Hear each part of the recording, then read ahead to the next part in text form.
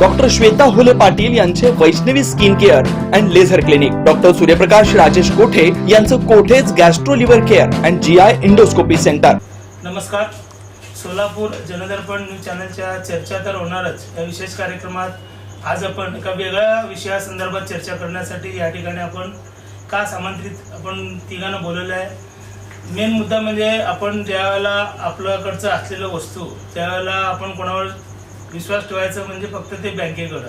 कारण बँक अशी एक संस्था आहे की त्या ठिकाणी कुठलाही भ्रष्टाचार होणार नाही किंवा कुठल्याही पद्धतीचं गैरव्यवहार होणार नाही अशी आपली सगळ्यांची धारणा आहे. त्याच पद्धतीनं बँक असेल, फायनान्स असेल, पतपेढी असेल किंवा आर्थिक व्यवहाराशी जे संबंधित घटक असतात त्यांच्याशी आपण व्यवहार करताना आपण बिनधास्तपणे आपले व्यवहार करत असतो. कारण आपली वस्तू आपण ठेवलेली ती सुरक्षित आहेत या उद्देशाने ते ठेवत असतात आणि त्या बदल्यात ते काही कर्ज पण घेत असतात. तारण ठेवून कर्ज घेणे असे प्रकार अनेक ठिकाणी आपण आता पाहिलेले आहे. टीव्हीवर आपण ज्यावेळेला टीव्ही चालू करतो त्यावेळेला मोठमोठ्या जाहिरातदारांकडून किंवा मोठमोठ्या व्यक्तींकडून जाहिराती माध्यमातून फायनान्स कंपनीत पैसे मिळवा, फायनान्स कंपनीतून सोने मिळवा असे मोठे प्रकारचे आमिष दाखवल्यामुळे सर्वसामान्य नागरिक त्याकडे आकर्षित होत असतात. अशाच पद्धतीनं सोलापुरात मनप्पुरम गोल्ड म्हणून एक फायनान्स कंपनी आहे. त्या फायनान्स कंपनीमध्ये येथील सोलापुरातील एक दाम्पत्य त्या ठिकाणी सोनं ठेवण्यासाठी गेले आहे. त्या ठिकाणी नेमकं किती सोने ठेवले आणि त्यानंतर पुढची परिस्थिती काय निर्माण झाली आपण त्यांच्या तोंडूनच आपण ऐकूया. पहिल्यांदा आपण जनदर्पण न्यूज चॅनलच्या या चर्चा तर होणारच या विशेष कार्यक्रमासाठी या ठिकाणी आमंत्रित असलेले त्यांची आपण ओळख करून घेऊया. आपलं नाव दादा? मी शिवाजी शंकर मोगरुमखरे. आपण काय करता नेमकं? मी चर्मगार संघटनेचा माजी शहर अध्यक्ष आहे, पीटी घरकुल मध्यवर्तीचा गणेश मंडळ अध्यक्ष आहे आणि सामाजिक कार्यकर्ता आहे. आपण माझे नातलग आहेत. आपण मी पंचपार्जुन काळे. आपण काय करता नेमकं? माझा व्यवसाय आहे, मग माझं सावकारी लायसन आहे आणि माझं फायनान्स कंपनी आहे. आपण आपल्या ताई ते मी अंबुबाई पंचप्पा काळे, मी यांची मिसेस. मी आता आपण या ठिकाणी आपण तिघांची ओळख करून घेतलेली आहे. नेमका हा प्रकार काय आहे आणि या संदर्भात आपण यांना या ठिकाणी का बोलवलं हे आपण आता त्यांच्या चर्चेतून आपण समजून घेऊया.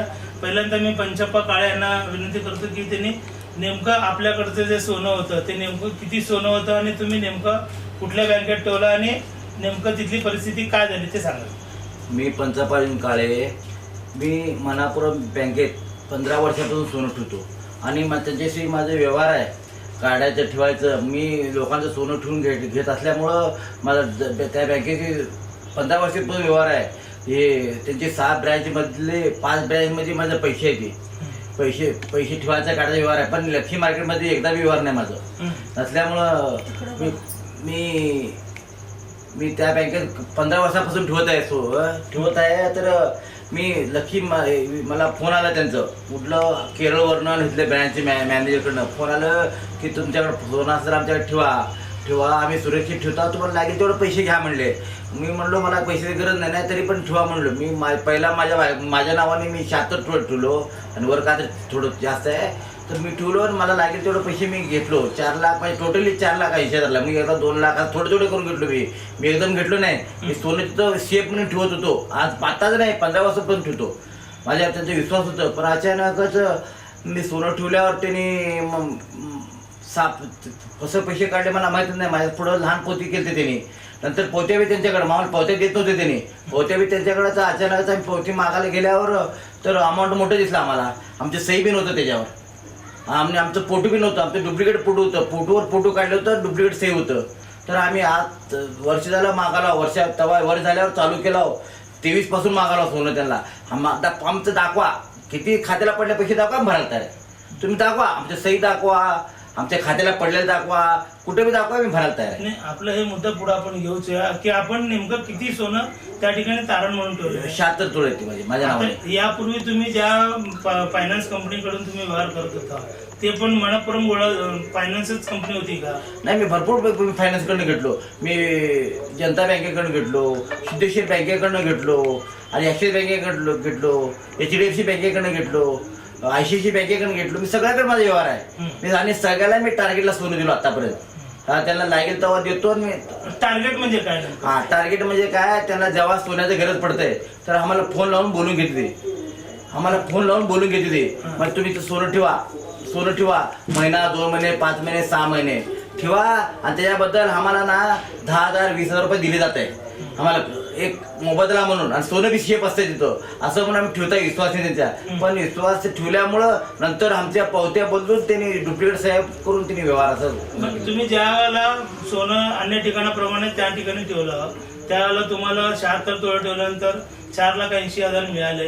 मग 4,80,000 तुम्हाला सफिशियंट होते का? 4,80,000 आले नाही, मला 1 रुपये आले नाही ती. फक्त पावती करून ठेवलो मी.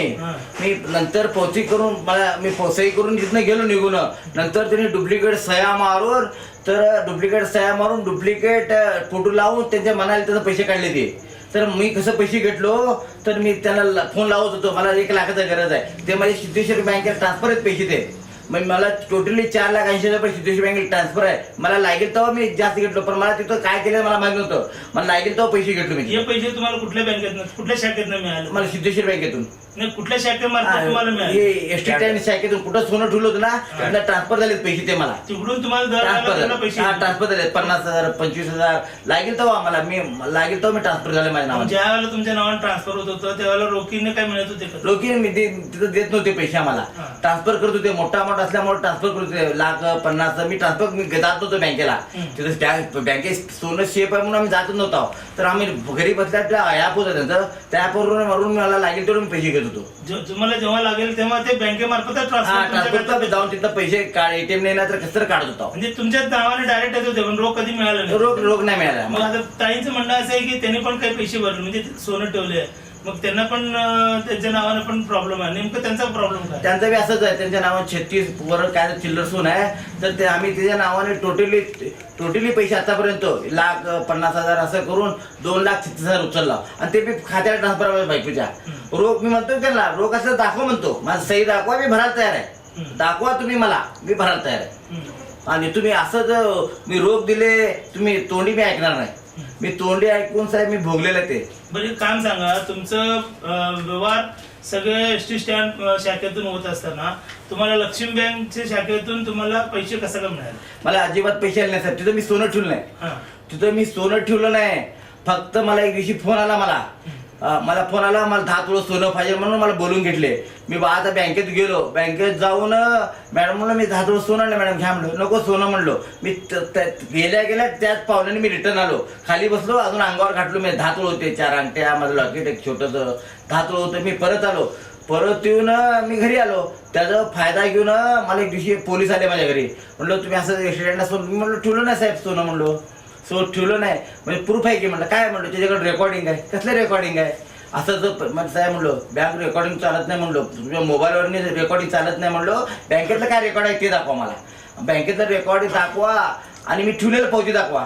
मी तिथं पैसे ठेवलो बी नाही, सोनं ठेवलं बी नाही, आणि तिथं 1 रुपये आले. मी सोनं ठेवलं नाही. त्या बँकेत एक बी माझं हे नाही, पावती नाही, आणि मला पैसे आलेच नाही.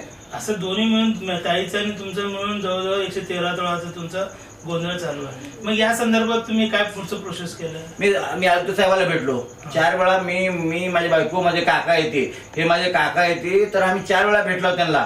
ते दरवेळी आश्वासनं द्यायला. नाही, मला काय म्हणायचं आहे, हे ज्यावेळेला तुम्हाला 113 तोळ्यांचं प्रश्न निर्माण झाला त्यावेळेला तुम्ही सुरुवातीला कोणाकडे गेले? मी बँकेत गेलो. बँकेत गेलो. आमच्याकडे पावत्या नव्हती की, पावत्या बँकवाले दिलीत मला काढून. आमच्याकडे पावत्या नसल्यामुळं मला सहकार्य केले तिने बँकवाले. म्हणजे सोनं कसं नाही साहेब म्हणला, आमच्या हातात काय बी नाही म्हणला. तुमच्यात कॅश कसं उचललेत काय की, पण तुमच्यात 26 लाख आणि हे दाखवत आहे, आणि त्यांच्यात म्हणजे बायकोच्या नावाने 12,83,000 दाखवत आहे. म्हणलं मी घेतलो नाही बाबा पैसे, मी कशाला भरू म्हणलो. साहेब 2 वर्ष झालं मी फिरालो बँकेत. 2 वर्ष फिरालो तर मला द्यायला तयार नाही ती. मी आयुक्त साहेबाला हे लिहिला, भरपूर वेळा मी अर्ज केला. आयुक्त साहेबाला भेटला, त्यांनी करतो म्हणाले. त्यांनी काय रिॲक्शन घेणार. माझं एक तर विनंती आहे, त्यांनी बघाव, त्यांनी चौकशी करा आमच्या खात्याला पैसे किती पडले. रोख दिलेले बी दाखवते. बघा साहेब, रोख दिलेलं असलं तर मी ते सह्या असते, न सह्या करता पाहिजेत नाही ते तर दाखवा मला. मग आता त्यांचं म्हणणं असं पण असेल ना की त्यांनी सही केल्याशिवाय पैसे दिले नाही? कुणाचं म्हणणं? बँकेचं म्हणणं असं पण असेल ना, फायनान्स कंपनीचं, त्यांनी पैसे घेतल्याशिवाय मी सही कसं घेणार? काही पुरावा त्यांच्याकडे असतीलच ना. सही केल्यावर पैसे देते आम्हाला. सही केल्यावर पैसे देते. त्यांचे कागद असतील ना, कागदावर आम्ही सही केल्यावर त्यांच्याकडे एक पावती, आमच्याकडे एक पावती असते. ते सही केल्यावर आम्हाला पैसे देत आहेत. ते बी आम्ही तयार आहे, दाखवा म्हणतो. मी सही केलेलं तर दाखवा.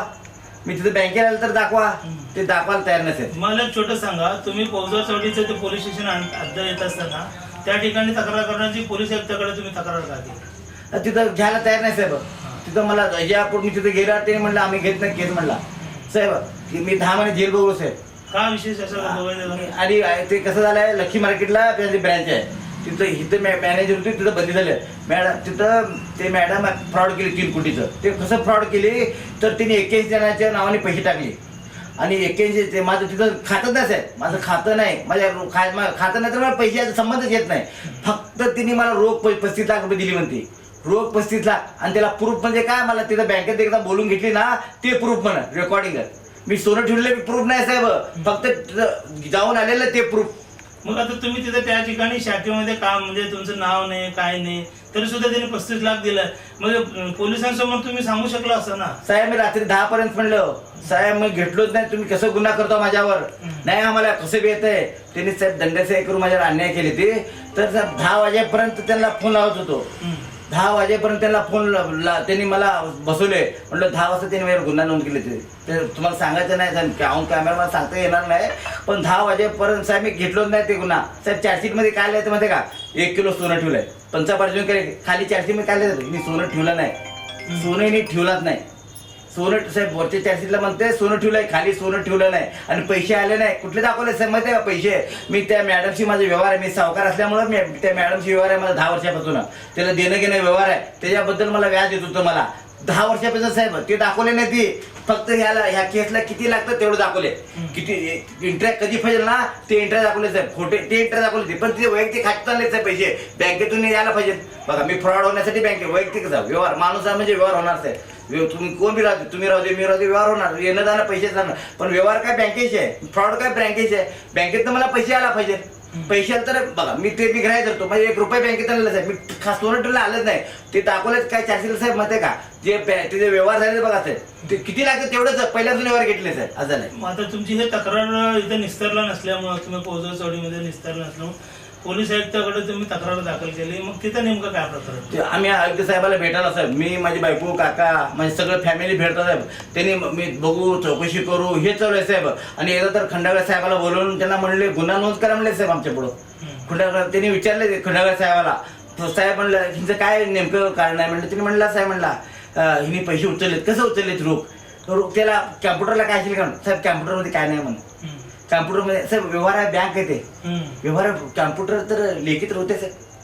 मी म्हणतो आम्हाला काय दिलं तर पावती तर असेल साहेब, ते तर दाखवा. हां ऑनलाईन असेल ऑनलाईन दाखवा साहेब. स्वतः खंडागळे साहेब मध्ये ते कॅम्प्युटरला काही नाही म्हणून. मग तसं असताना पोलिसांना तुम्ही प्रत्यक्ष ज्यावेळेला पोलीस आयुक्ताकडे तुम्ही गेला त्यावेळेला समजून का सांगता आलं नाही साहेब. 10 वेळा सांगितलं, 10 वेळा सांगितलं साहेब हेच, 10 वेळा सांगत आलं त्याने ऐकायला तयार नाही साहेब, आमचं दखल घ्यायला तयार नाही ते. मग आता तुमची काय म्हणणं आहे?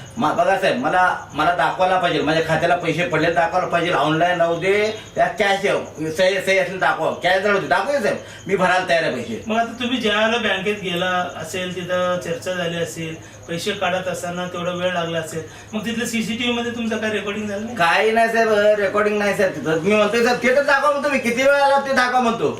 मी तुमच्याकडे किती वेळा कधी आलो ते तर दाखवा, आलेलं दाखवा. आणि ज्याशी तुम्ही पैसे उचलले ते तर तारखे दाखवा.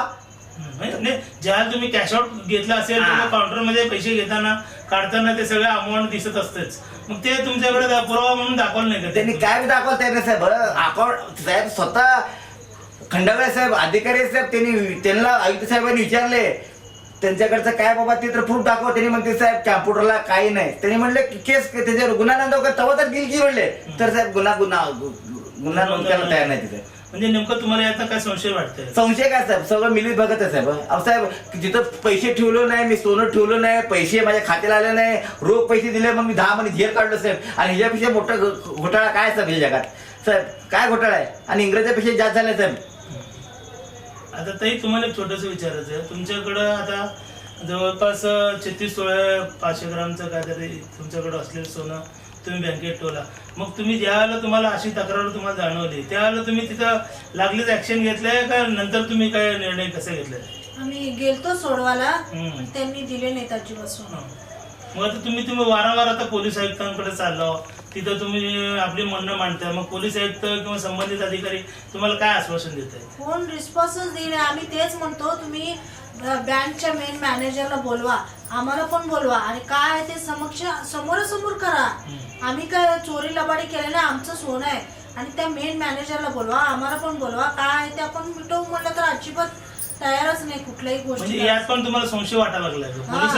मग पोलीस आयुक्त तेवढे सक्षम अधिकारी आहेत, त्यांच्याकडे निस्वार्थीपणे बघण्याची क्षमता आहे, असं असताना तुम्ही त्यांच्यावर आरोप करताय, मग नेमकं तुम्हाला काय म्हणायचं? आम्हाला तेच एवढंच म्हणायचंय की मेन मॅनेजरला बोलवा, आम्हाला पण बोलवा, काय आहे ते समक्ष बोला आणि काय ते मिटवा, काय किती आहे पैसे ते आम्ही द्यायला तयार आहोत. तुम्ही तर आता म्हणतो पैसे द्यायला तयार आहे, मग पैसे घेतले नाही म्हणून तुम्हीच म्हणतो, पैसे द्यायला तयार आहे म्हणून तुम्हीच म्हणतो. अहो त्याच्यात किती दाखवतोय ते म्हणालो आम्ही.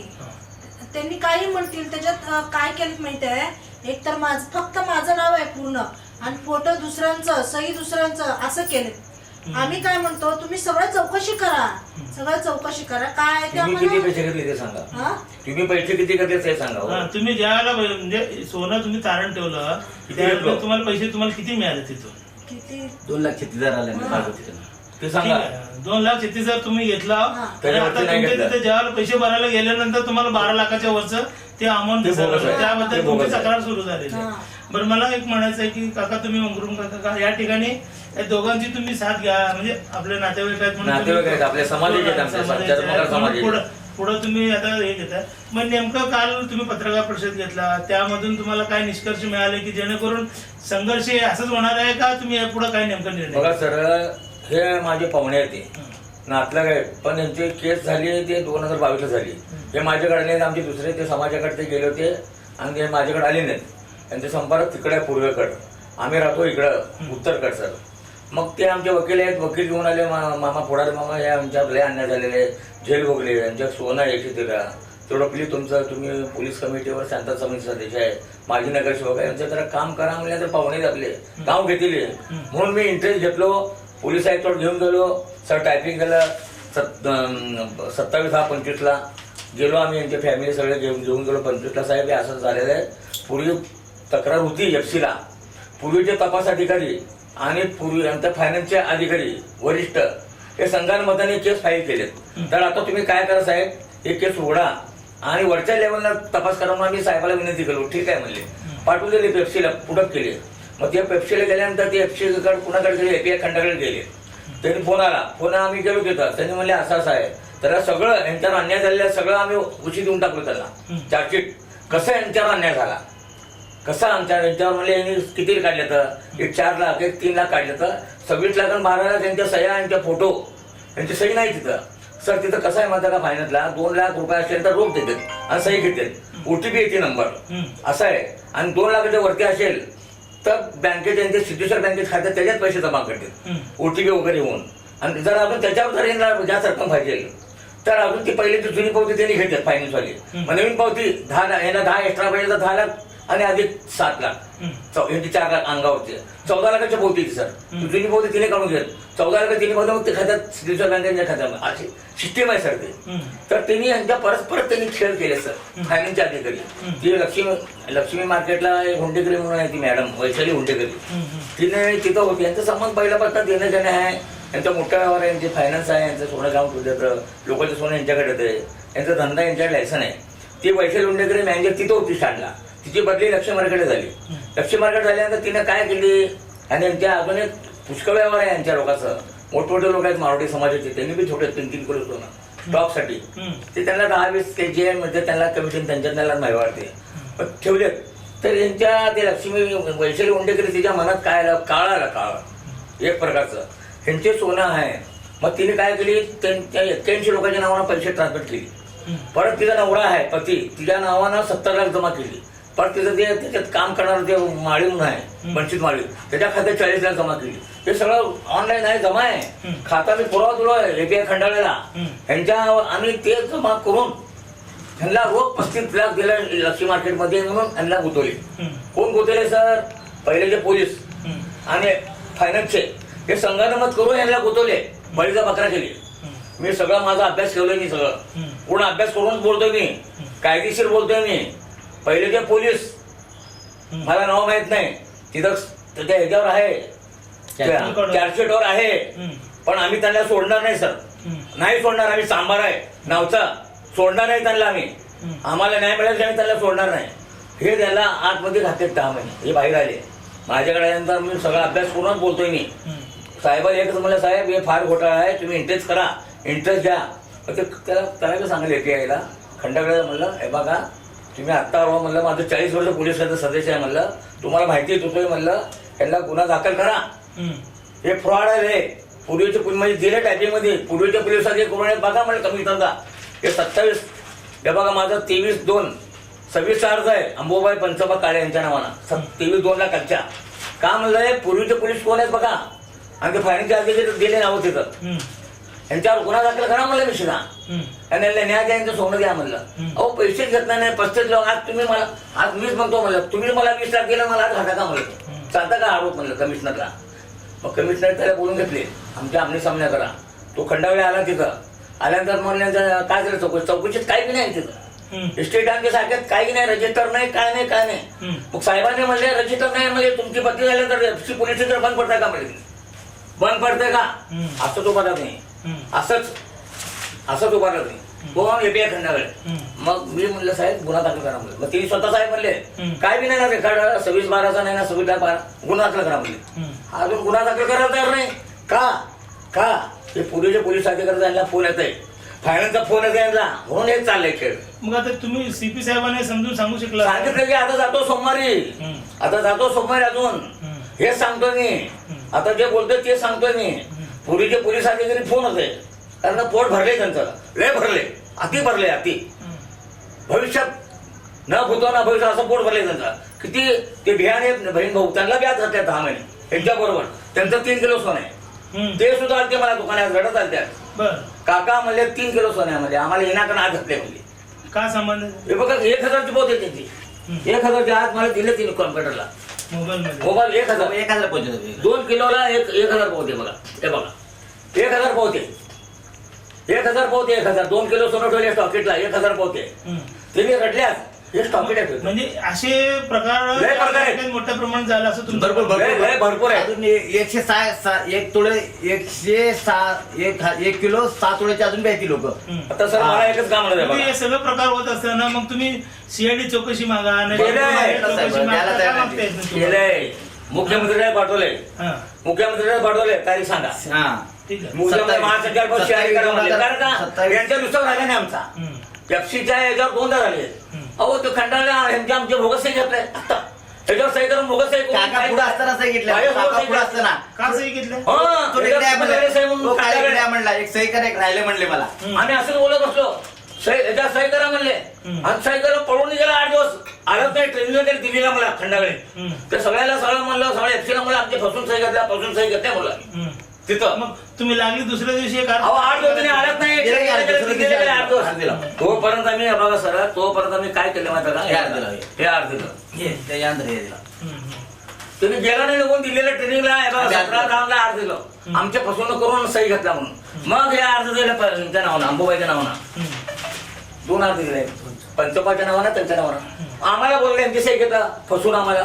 मग ह्यांची सही घेतला का, यांना बोलवलं होतं चौकशीला नाही बोलवलं. ह्याच्यात अडकलं नाही खंडाकडे, ह्याच्यात अडकलाय. कोणत्या अर्जाचा? TV2च्या. मी विचारलो तुम्ही सही कसं केलं, फाईल कसं केलं, काय तर समजा. पूर्वीच्या संघटनावरून केलं का, काय तर समजा म्हणते तिने मला लेपिया खंडाकडे. म्हणजे या सगळ्यामध्ये वरिष्ठ पोलीस सहभागी आहेत. आता पूर्वीचे आणि आता जे फायनान्सचे हे सगळं खाल्लेले आणि आता एपीआय खंडाकडे त्यांचं ऐकायला कुणाचं, त्यांच्या दोघांचं. मग या संदर्भात तुम्ही ज्यावेळेला सीपी साहेबांना भेटलाय त्यावेळेस सीपी साहेबांनी अजून कुठल्या तर वरिष्ठ अधिकाऱ्यांना तिथंच चालले, तिथं द्यायला कुठं हे अर्ज बी अजून साहेबाला द्यायला. आता यांचा अर्ज जे अंबोबाई काळेचा ना TV2चा दौदुर्गे कमी शाखेचे वरिष्ठ एफसीला त्यांच्याकडे दिलेले. त्याने म्हणले एक वर्षपूत म्हणून पोलीस आलता आमच्याकडे. काका कुठं आहे म्हणले, का सही घ्यायचा म्हणले, कशाबद्दल या म्हणलं. त्याने आले बदलामध्ये आल्यानंतर मग वाचलो आम्ही. हे असं तुमच्या एकटा एफआय खंडाकडे तुमचे बोलवले फाईल करणार, त्याच्यावर आपण हे सही करा म्हणले, फाईल करतो. मग दोर्गे साहेबांना फोन लावून दिले. आम्ही म्हणलं सही करत नाही म्हणलं, खालचं वाक्य काढा म्हणलं, मी फाईल करत आहे हे काढा म्हणलं, चौकशी करत आहे हे पण खालचं फाईल काढा म्हणलं. आम्ही सही केलेलं सर. आता तुमचं शेवटचं म्हणणं असं काय आहे ते? शेवटचं म्हणणं एकच आहे बघा, हे वैशाली हुंडेकरी, तिचा पती आणि बनशीत माळी आणि 81 लोक, हे पैसे तिनं तिकडे त्यांच्या लोकांना वळवले. मग या लोकांना का अटक केल्या तुम्ही? अहो याच्यानं तोंडी पैसे देऊन तुम्ही या बिचाऱ्याला हात घालता? कुठं नाही, कायद्यात वस्ता घ्यायच्या. हे लोक यांच्या खात्यात पैसे तर पुरावा आहे चार्जशीटला, मग यांना घाला की पहिलं, यांना घाला की, यांच्याकडे काय नाही आहे. आता तुमचं म्हणणं आहे की पोलीस आयुक्तांनी याबाबत हा, या लोकांना वैशाली हुंडेकरीने सोडली, 3 वर्ष जेलमध्ये होती, काल सोडली, 15 वर्ष झाले सुटून. हिनं गडबड केली आहे, हिनं चार्जशीट मध्ये काय म्हणते, मी एकटा केले, एकटा घोड केले, कोण केलं नाही. मग तुझ्या पतीच्या नावाने 70ला कसं पाठवली तू ते बनशीत माळीच्या नावाने 40ला कसं पाठवली तू, हे 81 लोकांच्या नावाने कसं पाठवली? मग यांना गुन्हा दाखल करा ना, बँकेत स्टेटमेंट आहे यांचं. सगळं चौकशी करावं ना ते. हे मेन आरोपी आहेत, ते सगळं हे नाही आपल्या आरोपी, समोरच केलं. हे फुकट घरामध्ये काढले वनवास. शेताचं रामायण कसं आहे तसं घरामध्ये काढले. पण आम्ही यांना सोडणार नाही, ज्यांनी हे अन्याय केले आम्ही सोडणार नाही. ते आमच्या महाराजांना म्हणले संत महाराज मन चंगा तो कटोते में गंगा म्हणले, हे आम्हाला गंगा आहे कटोते में. पण तुमचं आम्ही तुम्हाला सोडणार नाही. मी साहेब बँक आहे ते बँक कागदो बोलते साहेब, तिथं तोंडी बोलत नाही साहेब, मी तोंडी दिले हे ग्राहक कोण धरत नाही साहेब. मला गुतवले साहेब, हे अधिकारी आणि सगळं संगमत गुतवले साहेब. पण ते बँक आहे साहेब, बँक आहे साहेब, कागदो दाखव ना, हे 26 लाख 12 लाख दाखवा तुम्ही. यांची सही असेल तर आम्ही पैसे आता भरतो. याची सहीच नाही, तिथं रेकॉर्डच नाही, तर तुम्ही का बरं गुन्हा दाखल करत नाही सांगा मला, त्याचं का आम्ही बरं नाही? चौकशी करा म्हणतो. 2च पॉईंट आहे. आता तुमचं सगळं म्हणणं आता समजून आलंय. मी सोलापुरातील पोलीस आयुक्तांना एक विनंती करतो की या संदर्भात त्यांनी स्वतःहून जातीने लक्ष द्यावं आणि या संदर्भातील जे कोणी दोषी असतील, स्वतः हे असेल तर यांच्यावर कारवाई करा, किंवा ज्यांच्यामुळं कारवाई हे सगळं प्रकरण घडलंय त्यांच्यावर कारवाई करून यातील जे प्रश्न मूळ मुद्दा जो प्रश्न आहे तो सुटावा, असं हे सगळं यांच्या प्रकरणावरून समजून येते. आता या ठिकाणी लोक आहेत, लय लोक आहेत असले फसलेले, लय लोक फसलेले आहेत. आपल्या पोलीस आयुक्तालयातील वरिष्ठ अधिकाऱ्यांना आपण स्वतंत्रपणे नेमून या प्रकरणाचा छडा लावावा आणि सोलापूर शहरातील हे जो मोठा प्रकरण म्हणजे आर्थिक घोटाळा जो सुरू झालेली आहे त्याचा एंडपर्यंत घेऊन जावा, अशी मी आमच्या चॅनलच्या वतीनं आपल्याला विनंती करतो. आणि आपण या ठिकाणी आलात आणि आपल्या मनातील जे मनोगत आहे ते आपण आमच्या चॅनलच्या माध्यमातून आपण प्रेक्षकांना दाखवत आहोत. त्याबद्दल आपण या ठिकाणी आल्याबद्दल आपल्या सगळ्यांचा आभार आहे. धन्यवाद. Vaishnavi skin hair and laser clinic आपल्या व्यक्तिमत्वात व विश्वासात भर पडण्यासाठी, आपले व्यक्तिमत्व खुलून दिसण्यासाठी आजच आपल्या जवळच्या Vaishnavi skin hair and laser क्लिनिकला अवश्य भेट द्या. इथं सर्व प्रकारच्या लेझर ट्रीटमेंट उपलब्ध आहेत. परमनंट हेअर रिडक्शन तसेच कार्बन लेझर ट्रीटमेंट, वांग, मस व चेहऱ्यावरील पुरण यावर अत्याधुनिक लेझर मशीननं उपचार केले जातील व मांडीवरील, चेहऱ्यावरील किंवा हातावरील एक्स्ट्रा फॅट रिडक्शन साठी 7D हाय फूड लेझर मशीन, हेअर रिग्रोथ साठी PRP ट्रीटमेंट, केसांसाठी व चेहऱ्यावरील सुरकुत्या तसेच अकाली वृद्धत्व यावर PRP ट्रीटमेंट उपलब्ध आहे. 15in1 हायड्रा व ऑक्सिजन यू मशीन चेहऱ्यावरील काळपटपणा दूर करण्यासाठी किंवा चेहरा निखळ व सुंदर व तजेलदार दिसण्यासाठी अत्याधुनिक मशीनचा आजच लाभ घ्यावा. तसेच त्वचेचे आजार किंवा अकाली केस पांढरे होणे, केसांमध्ये कोंडा होणे, सोरायसिस यासारख्या विविध आजारांवर योग्य ते उपचार केले जातात. याशिवाय त्वचेच्या विविध सेवा सुविधांसाठी एकदा अवश्य डॉक्टर श्वेता जयंत होले पाटील यांच्या क्लिनिकला अवश्य भेट द्या. यामध्ये प्रत्येक ट्रीटमेंटवर दसरा, दिवाळीच्या आणि ख्रिसमस सणानिमित्त ऑक्टोबर, नोव्हेंबर, डिसेंबर या 3 महिन्यांमध्ये 20% सूट देण्यात येईल. Proprietor doctor Shweta Hole Patil, Jayalakshmi residency 3, पत्ता 328/35 new Pachhapeth, Walchand college boys hostel समोर, सोलापूर. Clinic phone number 9326 20 33 99.